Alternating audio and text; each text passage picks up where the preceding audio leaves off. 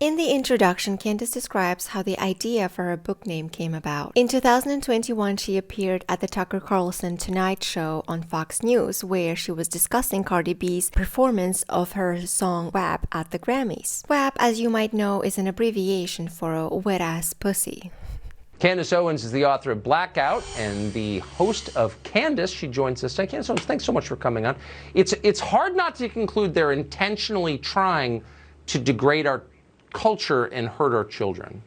I mean, absolutely, Tucker. I mean, Dr. Seuss, gone. Mr. Potato Head, problematic, not enough genders available. We've seen going through the supermarket as a traumatizing experience. We lost Aunt Jemima last year. We lost Land O'Lakes butter last year. We lost Uncle Ben and his rice last year because everything is so traumatizing for children to look at. But this spectacle, virtually what we were looking at last night was a lesbian sex scene being simulated on television. And this is considered feminist. It's iconic. It's forward. It's progressive. It's the way the world's going, Tucker, and if you don't see that, it's because you're a bigot. You don't understand. This is the way the world needs to go. I 100% agree with you in the assessment that this feels more sinister. This is starting to me to seem like it's not even left or right. It's not a political issue. This seems like an attack on American values, American traditions, and you're actually actively trying to make children aspire to things that are grotesque. This is not about diversity anymore, Tucker. It's about perversity. No. We are celebrating perversity in America.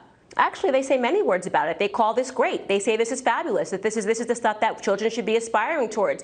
So at the same time, Tucker, that we have kids that are not learning hard academics anymore in school, right? Forget about mathematics and science. You can trust the science and trust Dr. Fauci, but you have these kids learning about critical race theory. They're learning that they should aspire to people like Cardi B. That you see that fundamentally we are seeing the destruction of American values, American principles, and it's terrifying. I think parents should be terrified that this is the direction that our society is heading towards. And again, we are weakening America. That's really what we should be talking about. This is a weakening of American society. We are setting the stage, and it feels like we are looking at corrosion, like we are about to see the end of an empire. America cannot survive. It cannot be sustained under these sorts of values and principles. I'm sincerely looking at homeschooling, making sure that my kid is not going to be polluted with this, because like I said, they are being taught this, that this is a form of freedom for women, right? As if every woman last night should have looked at that performance and said, you know what, before I felt like I was a bird in a cage, but after seeing that, I feel inspired. That's the real me. That's what I want to actually be in this society. Like, we're breaking away from the patriarchy.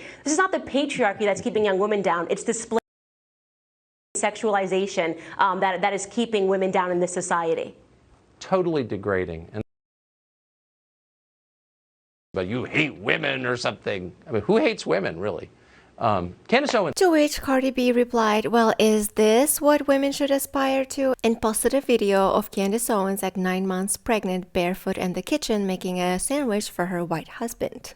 Sliced ham for my what are you doing? Making my husband a sandwich, of course, because that's what a woman should do. Be in the kitchen making her husband a sandwich when she's 9 months pregnant and barefoot.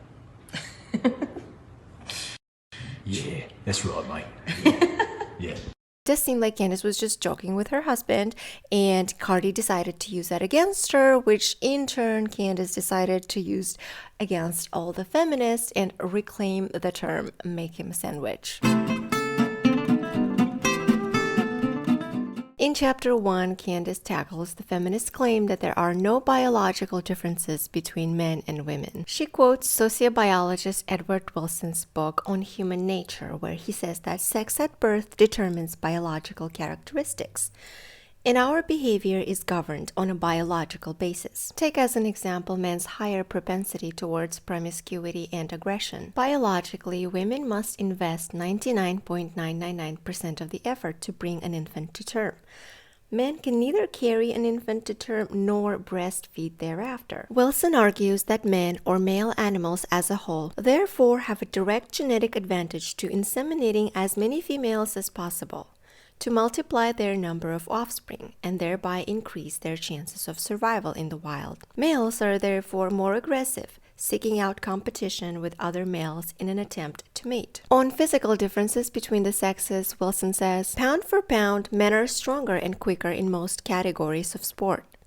Their muscle mass gives them an obvious advantage. Women, on the other hand, are hardwired for nurture and care and dominate professions like nursing and social services. Men and women also differ in verbal communication. Females learn to speak faster and will speak more words over their lifetime. Candace, who has 4 kids, shares her own personal experience. Watching her kids, she can't help but notice that the boys are way more active, energetic, and risk-taking. They seem to be craving aggression, play fighting with dad, and like everything to do with machinery. Girls, on the other hand, are gentler, smile more, they're more careful and cautious, and start speaking a lot faster. Despite feminist attempts to effectively rinse or categorize those differences as sexist or patriarchal, the truth remains that, as Wilson underscores, anthropologically speaking, no human society in the history of mankind has ever managed to defeat biology. From what I gather, Candace has nothing against the first wave of feminism that was all about the equal rights and women's suffrage. It's the later waves and the modern type of feminism that she has a problem with. For example, the second wave was about sexual liberation and dismantling the patriarchy. This is when domesticity became derogatory and when making a sandwich became a trope of oppression. The third wave was about expanding inclusiveness and social justice to various isms like racism, classism, etc.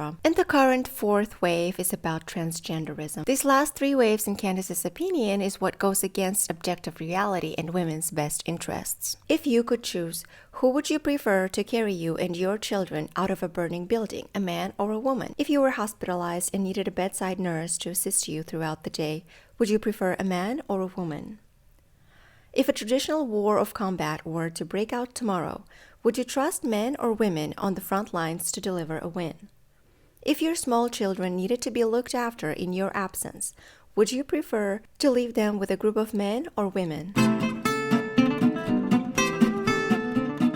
The second chapter is about the negative consequences of modern feminism. With both parents busy climbing the corporate ladder and being out of the house, the full-time responsibility of educating their children has now fallen on the ever-expanding federal government. This means that now the children are left to the government and their agenda, with one of them being the advancement of the sex education agenda in schools. And speaking of the federal government, Gloria Steinem, the leader of the second wave feminism of the 1960s and 70s that was against domesticity, just so happens to have been a former CIA operative. Candace quotes Dr. Thomas Sowell, who says, "Teenage pregnancies then rose sharply along with federal expenditures on sex education programs and family planning clinics, many located in schools." Sowell then goes to illustrate how pregnancies, abortions, and rates of casual sex all increased dramatically after sex education was introduced into the school system, contrary to what had been promised by advocates ahead of time. I decided to look up some of these statistics, and it seems that the US teen birth rate peaked around 1950s and then has been on a pretty much steady decline for the past several decades, with some slight bumps here and there, but the general trend is pretty clear. And if you look at the abortion numbers, it does seem that the abortion rate in the US went up pretty rapidly in the 1970s. But then since about 1980 has been on a pretty steady decline as well for the past several decades. And similar with teen pregnancies or teen birth rates, there have been slight bumps upwards here and there, but the general trend seems to be pretty clear on the decline. Candace cites another negative aspect, this time of the fourth wave of feminism. A 2022 New York Times article says that the number of young people who identify as transgender has nearly doubled in recent years, according to a new report. Another trend we're witnessing is the collapse in family time. In 2021, the American College of Pediatricians published a report stating that over the past 3 decades, family time at the dinner table and family conversation in general has declined by more than 30%. The same report also detailed the correlation between time spent at the family table and improved academics, improved family relationships, lower probability of obesity or addiction, and a range of other benefits. Candace believes that the true ideological drive of the modern administrative state is to harness children's minds to remove parental influence, transforming them into vessels of government ideology. One of such agendas, she says, is the agenda of preferred genders, and that it was only during coronavirus when the children had to take classes at home online and the parents could listen in to what they were being taught. Suddenly, parents away awakened from their decades-long trance of simply trusting the government to raise their children. This, she argues, is why 2021 saw an uptick in homeschooling. One of such agendas that the parents are against is the critical race theory. She cites a mom who decided to take her kid from a Loudoun County public school to a private school because her 6-year-old one day came home from school asking, quote, if she was born evil because she was a white person, something she learned in a history lesson at school. The third chapter is about the paradox that the female happiness has been in decline in the past years, despite the promise of the Feminist Manifesto that more work will equate to more happiness. Candace cites a 2009 paper written for the National Bureau of Economic Research titled The Paradox of Declining Female Happiness. By many objective measures, the lives of women in the U.S. have improved over the past 35 years. Yet we show that measures of subjective well-being indicate that women's happiness has declined both absolutely and relative to men. They say women in the 1970s typically reported higher subjective well-being than did men, but the trend is opposite these days. Happiness has shifted toward men and away from women. They conclude their paper by saying, finally, the changes brought about through the women's movement may have decreased women's happiness, and that women may simply find the complexity and increased pressure in their modern lives to have come at the cost of happiness. Candace cites other statistics like the female suicide having marginally increased since the 1950s, female opioid overdose deaths having increased at a faster pace than male deaths since 1999, and the number of women reporting a gambling problem having risen at more than twice the rate of men over the past 5 years. She quotes a 2020 study titled, Is There a Recent Epidemic of Women's Drinking? A Critical Review of National Studies. In middle adulthood, consumption, binge drinking, and alcohol-related harms are increasing, driven largely by increases among women in their 30s and 40s. In Candace's opinion, it's because it's not making as much money as possible and climbing the corporate ladder that makes women happy. And she says that you can see that by just comparing the lists of the wealthiest men and women in the world. If you look at the 2025 Forbes list of the world's top 30 wealthiest women, you will see that most came into their wealth through birthright, divorce, or widowhood. In fact, Candace says only 3 of them are self-made, with 2 of those 3 having co-founded their businesses with their husbands. That leaves just 1 woman on the list who earned her wealth solely. If you look at the top 10 male billionaires, on the other hand, all of them are self-made. And if we go back to that one sole woman billionaire in the list of the top 30 wealthiest women on earth, it's a Chinese entrepreneur, Zhou Kunfei. Have you heard of her? The chances are you probably never heard of her. And in Candace's opinion, there's a very good reason why. Women hold entirely different views than men regarding success. We simply do not equate it to wealth. It is male interest in financial success of men like Bezos and Musk that has turned them into household names. It is an utter lack of female interest in the financial success of Kunfei that has rendered her unrecognizable. Rather, if you ask women who they thought the most successful women in the world were, you'd likely hear names like Oprah, Taylor Swift, or Beyoncé. It seems women measure success in terms of cultural influence, not bank accounts. Women seem to dominate fields that require compassion and empathy. We have proven that women are better at communication, emotional understanding, and beauty, which is why we dominate in fields like fashion, marketing, nursing, and teaching. We have also proven that men are better at being traders, money managers, and disagreeable Fortune 500 CEOs. Modern-day capitalism is the more civilized version of male warfare. And Candace laments that the women's movement has successfully convinced women that they need to enter this harsh battlefield. In Chapter 4, Candace Owens traces the beginnings of the birth control movement in America back to the eugenicists and the radical anarchist socialists like Emma Goldman, who fled to the US from Eastern Europe during the Jewish pogroms. It all starts with People's Will. It's a socialist, Marxist, anarchist movement in 1800s Russia.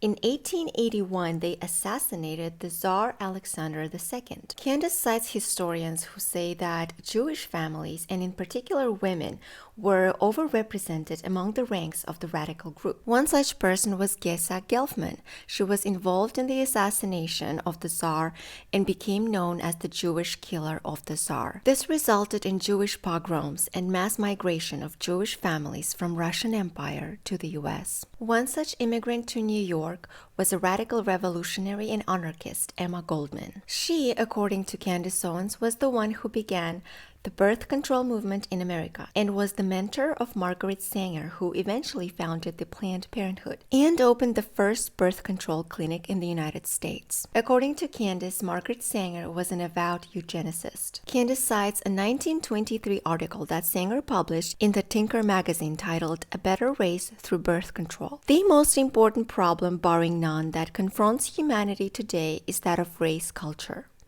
It has often been said, and never with more truth than at the present time, that man breeds his cattle with more intelligence and care than he breeds his own kind. When we consider that the mentally deficient reproduce more rapidly than those of normal intelligence, we may well look into the future with dismay. Sanger also authored a piece titled The Eugenic Value of Birth Control Propaganda.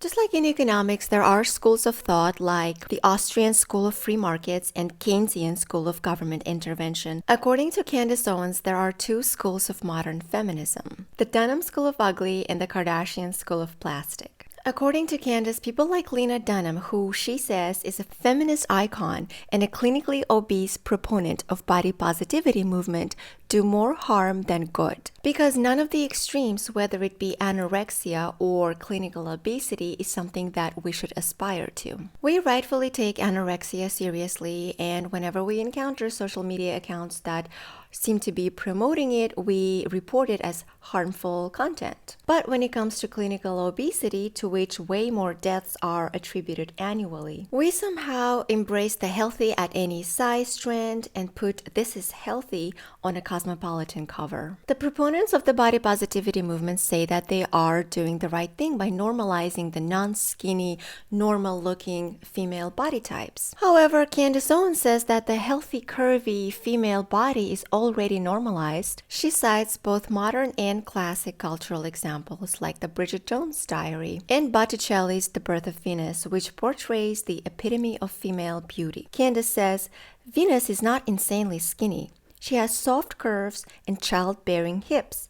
In nearly all the cases of the female nude in art, right up until the 20th century when the modernist schools take over, the women being painted are what we would describe as normal, neither overweight nor anorexic. What feminists are fighting for then is not to normalize a range of bodies that were evidently already normalized, but rather to normalize a gross extreme. In stark but superficial contrast is the hyper-glamorized, artificially perfect, sexualized physique. Kim Kardashian built her career off of a leaked sex tape with Ray J. In a 2022 Daily Mail interview, Ray J says that the whole thing was manufactured and coordinated and meant to mimic the success of Paris Hilton's leaked sex tape. He says, "I have never leaked anything. I have never leaked a sex tape in my life. It has never been a leak. It's always been a deal and a partnership between Kris Jenner and Kim and me, and we've always been partners since the beginning of this thing." In Candace's opinion, similar to the Dunham School of Feminism, the Kardashian School teaches that nudity is an act of empowerment. Candace finds dark irony in the fact that Kim Kardashian built her career on soft and hardcore pornographic material, and her third ex-husband Kanye West admitted to his sex and porn addiction. In an Apple TV interview, Kanye West blamed his addiction for the breakdown of his family. Emily Ratajkowski is another feminist who believes that nudity is an act of empowerment. When the public learned that she was getting divorced from her husband because of his alleged cheating, the public seemed shocked that he would choose to cheat on such a beautiful woman. To which Emily said, "It was so interesting that was the reaction to that news, because I was just like, duh, men are trash, ladies. Like, it doesn't matter who you are or how perfect you are." To which Candace says, "Interesting that Emily is correctly able to identify her husband's actions as trash, but not her own. What a man, outside of one that is struggling internally, would want to be married to a woman who routinely displays her naked body to millions of men worldwide? Candace similarly talks about Madonna, who in 2019, at the age of 61, appeared in public with what appeared to be butt implants. After receiving unflattering comments about her appearance, she blamed the backlash on ageism and misogyny. To which Candace says, "Of course, the world most certainly does not have an issue with aging artists. Aretha Franklin, Tina Turner, Elton John, Steven Tyler, and Eric Clapton are just a few of the countless artists who performed or continue to perform beyond their youth without critique. Ironically, the person who clearly has a problem with aging is Madonna herself. Whereas in her mind, she is forever youthful. In more rational minds, she is a mentally disturbed senior citizen unable to come to terms with reality." Candace concludes, "Still wondering how routine displays of nudity help further female empowerment? They simply don't. Far from it. This repackaged narcissism degrades femininity altogether, defining women by physicality. It's the hyper-sexualization of women that, as stated previously, further removes men from commitment. Women suffer the consequences." I would call this chapter Tradwife versus Feminist. Hannah Neeleman is an ex-ballerina living in Utah, also known as Ballerina Farm, who shares her life of farming and raising 8 children. In 2024, a Sunday Times writer, Megan Agnew, visited the family for an interview. She later wrote what Candace calls a hit piece named "Meet the Queen of Tradwives and Her 8 Children." After reading the piece, Hannah took to her socials and said, "A couple of weeks ago, we had a reporter come into our home to learn more about our family and business. We thought the interview went really well, very similar to the dozens of interviews we have done in recent memory. We were taken aback, however, when we saw the printed article, which shocked us and shocked the world by being an attack on our family and my marriage, portraying me as oppressed with my husband being the culprit." Megan Agnew had previously written articles like "What Men Really Think About Modern Dating" by my exes, where she talks to many of her exes about their relationship. Candace likens her to Carrie Bradshaw, a sex columnist in the series Sex and the City, in which Carrie romanticizes her child-free lifestyle, perceived eternal freedom, and her many romantic escapades. As a columnist, she would write little tidbits like, "Some people are settling down, some people are settling, and some people refuse to settle for anything less than butterflies." Not many know, however, that Carrie Bradshaw is inspired by a real person, Candace Bushnell, a freelance writer and socialite in New York. In an interview to Huffington Post, she said, "We need to encourage young women to find what they love to do. And I think it's very, very important for women to have their own income. Everything is about economics." Candace says, "Though we can only speculate as to how these perspectives may or may not have informed her marriage, what we do know for certain is that just 3 years later, Candace Bushnell filed for divorce, citing her husband's infidelity. We should be clear here that there is never any excuse for marital infidelity. Marriage is a sacred union, and to betray that covenant amounts to sin. But of course, that's only if one holds traditional views on marriage. In the modern world, dictated by cultural tastemakers like Bushnell herself, her husband may have been merely chasing butterflies. This is said not to mock her pain or to transfer the guilt of his indiscretion, but rather to wonder how and if Bushnell is able to reconcile her life's work with its cultural effects." Candace also highlights the fact that Bushnell chose not to have children, but in a 2019 interview at 60 years old, she said, "When I was in my 30s and 40s, I didn't think about it. Then when I got divorced and I was in my 50s, I started to see the impact of not having children and of truly being alone. I don't want to be shut down, but now I do see that people with children have an anchor in a way that people who have no kids don't." About the journalist that wrote the hit piece on Ballerina Farm, Candace says that despite some public backlash, the controversy gave Megan Agnew's career an immediate boost. The Sunday Times promoted her to the position of senior features writer, and soon thereafter, Meghan took home the Feature Writer of the Year award at the annual Press Awards. She ends this chapter by saying, "Today, Meghan Agnew is 30 years old. As of this writing, she has relocated from London to Manhattan, where she can perhaps more fully embody the Carrie Bradshaw stereotype. Hannah Neeleman is now 34 years old and is still very much surrounded by the noise of her family on their farm. Only time or an iota of common sense will tell you who truly won." When I read this, I remember thinking, won? What do you mean? What is this, some sort of a competition? And this is going to be a very important and relevant point when we come to the end of the book. But now in retrospect, what I do realize is that, of course, why was I so naive while reading the book? It is about winning for her. Candace, it seems, is keeping a score. So in her mind, Carrie Bradshaw / Candace Bushnell, they lost because they ended up being lonely, childless, and regretting their choices. Kim Kardashian lost because she's a 3 times divorcee, and her husband cheated on her partly because of his sex/porn addiction that she contributes to. Emily Ratajkowski lost because her husband cheated on her and now she's divorced too. Chapter 8 is dedicated to toxic femininity and Taylor Swift. She's a feminist, friends with Lena Dunham, and her lyrics have lines like "F the patriarchy." Swift's impact on modern feminist ideology has been nothing short of impressive. I would describe her as the Goldman Sachs of the feminist movement. Let's start with her music. Most people are surprised to learn that Taylor Swift is, at the time of writing, 35 years old. She has brilliantly and successfully marketed herself. This is not my mistake, by the way. I'm quoting verbatim because the book says she has brilliantly and successfully marketed herself, which lots of mistakes in the book, but about that I'll talk later. Anyways, she has brilliantly and successfully marketed herself as an angsty teenager who routinely has her heart broken by guys who are undeserving of her affection. More simply put, she has marketed herself as someone who is regularly abused by men emotionally. Her songs drop clues as to whom the always famous men are, resulting in her millions of mostly adolescent fans working to decipher her lyrics like riddles. And there have been a lot of men to decipher.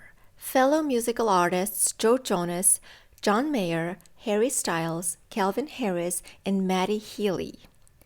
Actors Lucas Till, Taylor Lautner, Jake Gyllenhaal, Tom Hiddleston, and Joe Alwyn. Plus political royalty Connor Kennedy and her current fiancé, football tight end Travis Kelce.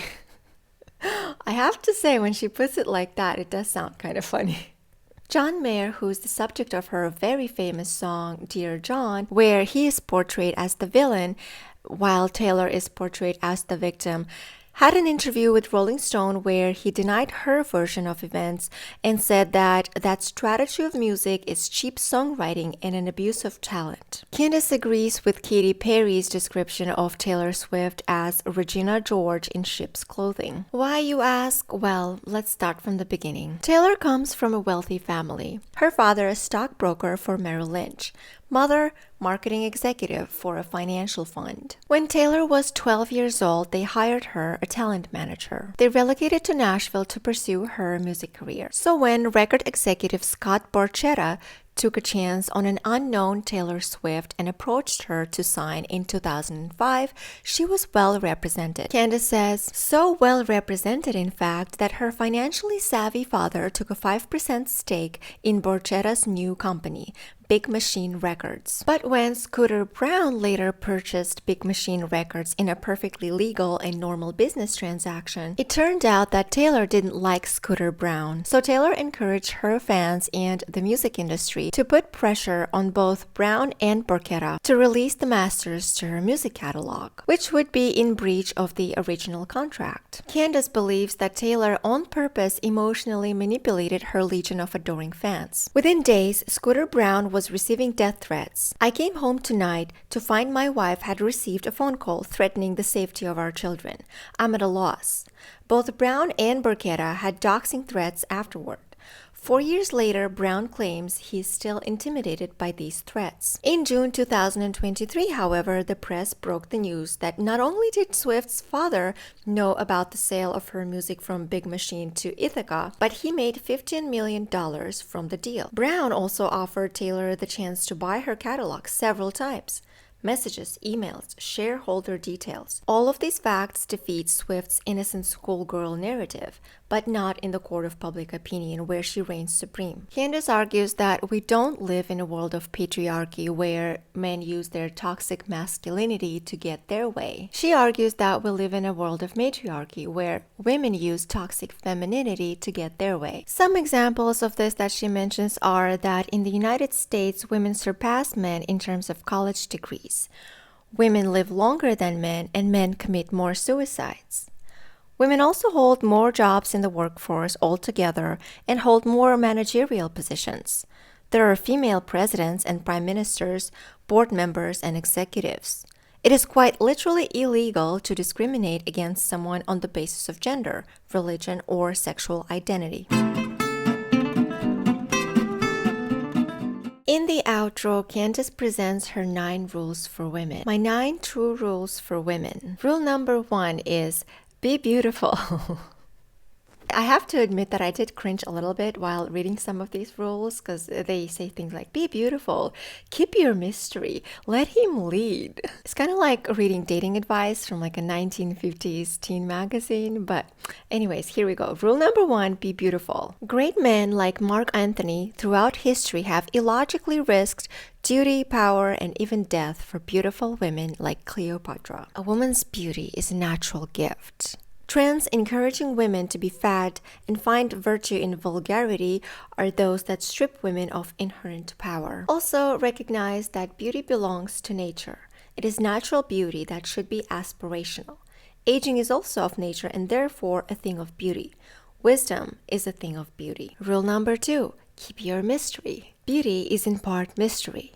There is an element of wonder to womanhood that has been grossly deteriorated by overexposure in chase of clicks. Rule number 3, have some shame. This is very similar to the previous one. The gist of it is that instead of oversharing for likes from strangers, you should build a real-world community of family and friends. Rule number 4, exercise compassion but with caution. Women are biologically wired to feel bad. We are more emotional than men, which helps us take care of our families, but be cautious of that compassion being exploited by various agendas like open border migration, transgenderism, etc. Rule number 5, stop lying because it makes everyone weaker. Rule number 6, lean out. This is a reference to a 2013 book by Facebook COO Sheryl Sandberg, Lean in which she encourages women to lean into their career ambitions and, quote, have it all. Candace says instead, I would like to encourage women to lean out. Accept that no, you cannot do it all.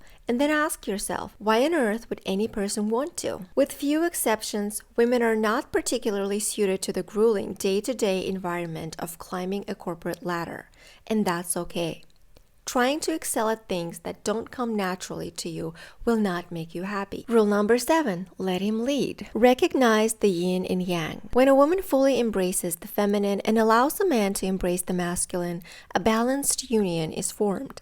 Ignore the feminist doctrinal points that pervert a man's desire to lead as a sexist inclination. Allow him to put himself through stress and risk so he can serve his family in the way that he is biologically inclined to. Rule number 8, unleash the mama bear. I'm not even going to summarize this one. I'm just going to quote it in full because it's just 5 sentences.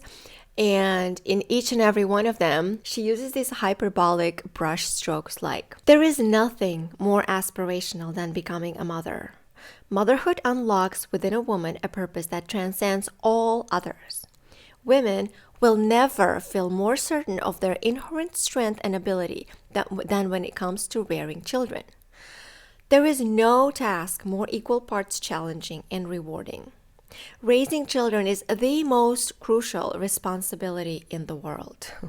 I don't know if it's my academic training or something, but whenever someone uses these kinds of hyperboles like nobody, everyone, never, always, immediately that to me starts ringing alarm bells and I start thinking, really? Never? Always? forever, every time, every single time. And there's something about that I immediately feel like there's like almost my subconscious rejecting everything that person is saying and losing trust in everything they're saying, especially when the brush strokes are to do with all the women, every woman, really every woman. Which obviously my opinion is that, well, to each their own. Someone is going to find their utmost happiness in child rearing and only that. But not every woman. There are going to be women who find their happiness elsewhere. Maybe not only in childbearing, but other things as well. Or even some women might find that they are the least happy, the most miserable when they're in a childbearing situation. So yeah, to each their own is really my position, but I guess, what do I know? And the last one, rule number 9, the crown jewel, make him a sandwich. This I feel like is where she just does this like kind of a mic drop on Cardi B. She says, I think back to Cardi B and the Twitter exchange that began it all. A woman who had found fame and fortune and was mocking me publicly for daring to make my husband a sandwich. Having attached herself to the feminist principle that nudity equates to power, she undoubtedly meant it when she said that my conservative position in a kitchen serving my family was sending women back. She probably never considered that sending women back is very much my intent. I am nostalgic for the demure. I long for a society where the housewife is heralded as the hero that she is. Raising children to be productive members of society is the toughest job in the world. The obvious irony here, of course, is that Candace Owens is nowhere near a demure housewife. She later describes how, for Cardi B, rapping explicitly about her lady parts and sharing the most intimate parts of her body with the world did little for the sanctity of her marriage. Following numerous cheating accusations about her husband Offset, Cardi had a public breakdown in 2023 and then filed for divorce from him for the second time, about which Candace says, "My heart genuinely broke for her." Like, really? Really? You sound a little bit like you're gloating because later in that same paragraph, you also call Cardi B a former gang member and stripper. And this is when I realized, oh, this is what she means by we'll see who wins or we'll see who won, when she was talking about that journalist of, Sunday Times, when she was talking about that hit piece about the Ballerina Farm, because this is what she's kind of bringing it all to. This is how she's ending her book, by talking about how Cardi B had a mental breakdown of sorts on social media, crying about her husband's multiple cheating events, and how she's now filing for divorce from him for the second time. And I think for Candace, as she's writing this in 2025, several years after her initial spat with Cardi B happened, it seems like, is thinking, you lost, I won, ha ha ha. Which is why I'm finding it kind of a little hard to believe that really you're not writing this to kind of spite her. Your heart is genuinely breaking for her in this moment, and yet you're framing this whole book as beginning with her and ending with her. The whole book is framed with how feminists lost but you won because you're married and happy and with 4 kids, I think it's at this point. So she concludes her book saying that feminists took the act of a woman making a sandwich in a kitchen and transformed it into a mascot of female oppression. If I have ever learned anything in the pursuit of happiness, it's that traditions work. Motherhood is aspirational, and home is, in fact, where the heart is. So, for the love of God and all things holy, make him a sandwich. Which, you know what, that's one thing that I have to give to her. I mean, I guess not one thing, but in general, it's something that you have to give to her. Or I should say I will, that she does look genuinely happy. So when she talks about happiness and how, and sure, I guess the argument or a critique would be, okay, Candace, this made you happy. But there is no need to cherry pick other women and rub it in their face about how, see, didn't your husband cheat on you? Didn't your husband get a porn addiction? Because, it's the dark irony that you are the one who built her millions of maybe even billions at this point dollars off of the softcore and hardcore porn. Showing this as an example to young girls all over the world, and yet you lose your family because your man is addicted to the same thing, to the same horrible, harmful thing that you've been promoting and profiting off of all these years. So I guess in a way, there's obviously an argument to be made, but at the same time, she's just, rubbing it in these women's faces, it seems, this whole book. And being like, see, I'm happy. I am married in a happy marriage with 4 kids, and you're not. Ha ha ha. So where did that get you? So I guess in a way that does seem a little like rubs me the wrong way somehow. But at the same time, again, like I said, this is something that I gotta give her. That she does seem happy. She does seem like it makes her happy, but just because someone like her is happy doesn't necessarily mean that it's going to make every woman out there happy. But at the same time, I do believe that her message for some women has a place that it deserves, because I do believe in this to each their own and live and let live kind of argument, in the sense that what I share with Candace in this sense is that I dislike the way feminists sometimes, unfortunately, like to portray housewives and stay-at-home moms as something less than, beneath them, like ew, like it's disgusting, like you're a waste. If you're not working, they look at you like you're just some nobody that is not deserving of a place at the table, just because she decided to prioritize her family and her kids, the upbringing, the education, maybe the homeschooling of her kids, which that I definitely do not agree with that. That's where I don't agree with either of the sides, where they like to belittle and put down the other side. I believe whether you want to be a career woman, child-free, have a go at your sexcapades like a Carrie Bradshaw type of person, or you want to be someone like Candace Owens or Ballerina Farm, or an actual housewife, by the way. Also, let's not forget that both Candace Owens and the Ballerina Farm woman, none of them are housewives. None of them are stay-at-home moms. Both of them are hard-working women who work most days of the week, that make millions of dollars on what they do.